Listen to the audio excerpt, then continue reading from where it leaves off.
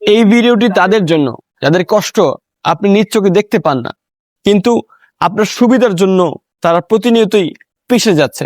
আপনি যখন মসজিদে যান, দোকানে বসেন কিংবা গাড়ি চালান, তখন কি আপনার পায়ের নিচে একবার টাকা? আপনার পায়ের নিচে হয়তোবা একসময় ছিল একজন হতদরিদ্র মানুষ, হয়তোবা একজন দিনমজুর, কিংবা এমন মা যার সন্তানকে খাওয়ানোর মতো খাবার তার কাছে নেই।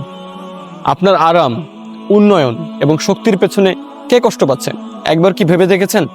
একটি সমাজ দাঁড়িয়ে থাকে একটি কাঠামোর উপরে থাকে প্রভাবশালী ব্যক্তিরা, মাঝখানে ব্যবসায়ী, কর্মচারী এবং নিচে থাকে অসহায় মানুষ যাদের ঘাম রক্ত পিষে এদেশের মানুষের ভাগ্যের চাকা পরিবর্তন হয়। তাদের কষ্ট আপনি দেখেন না, কারণ তারা থাকে আপনার পায়ের নিচে।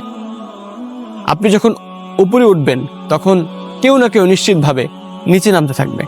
মহান রব বলেন, ওয়ালা তামশি ফিল আরদি মারহা, অর্থাৎ তুমি দুনিয়ার বুকে দম্ভ ভরে চলাফেরা করো না। সূরা লোকমান আয়াত নাম্বার 18। আপনি হয়তো রোজ অফিস যান, রাস্তায় একজন বৃদ্ধ ভিক্ষুককে পড়ে থাকতে দেখেন, আপনার পায়ের নিচে থাকেন তিনি। তার দিকে না তাকিয়ে আপনি মোবাইল স্ক্রল করেন কিংবা হর্ন বাজিয়ে পাশ কাটিয়ে চলে। কিন্তু যদি জানতেন তিনি হয়তো একসময় ছিলেন একজন শিক্ষক, একজন মুক্তিযোদ্ধা, একজন পিতা। মহান রব বলেন, ফাআম্মাল ইয়াতীমা ফালা তাকহার ওয়া আম্মাস সাইলা ফালা তানহার, অতএব তোমরা ইয়াতীমের প্রতি কঠোর হও না এবং প্রার্থনাকারীকে ধমক দিও না।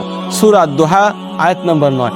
যে লোকটি প্রতিদিন আপনার বাসার বাথরুম পরিষ্কার করে, সে হয়তো টাকার অভাবে নিজের মেয়ের জন্য কাপড় কিনতে পারে না। আপনি হয়তোবা ইফতারের মধ্যে নানা রকম আইটেম খাবার খান, কিন্তু সে হয়তো শুধুমাত্র পানির সাথে পান্তা খাচ্ছে। প্রিয় হাবিব সাল্লাল্লাহু আলাইহি ওয়াসাল্লাম বলেছেন, তোমার অধীনে যারা আছে তোমরা তাদেরকে তোমাদের ভাই হিসেবে দেখো। সহিহ মুসলিম। আপনার আরাম যদি অন্যের চোখের পানি দিয়ে তৈরি হয়, তাহলে আপনি আরাম পাচ্ছেন নাকি পাপ করছেন? আপনি হয়তো রমজানে দান করেন, কিন্তু রোজ নিজের বাসার দারোয়ানকে অপমান করেন। আপনার ইবাদত মহান রব কবুল করবেন কিভাবে, অথচ আপনার পায়ের নিচে মানুষ কাঁদে? আজ থেকে একটু নিচে তাকান। আপনি পায়ের নিচে কাদেরকে রেখে উপরে উঠতে চাচ্ছেন তাদেরকে একটু দেখুন। প্রিয় হাবিব সাল্লাল্লাহু আলাইহি ওয়াসাল্লাম বলেছেন, সর্বোত্তম মানুষ সে যে অন্যের উপকারে আসে। মুসনাদ আহমদ।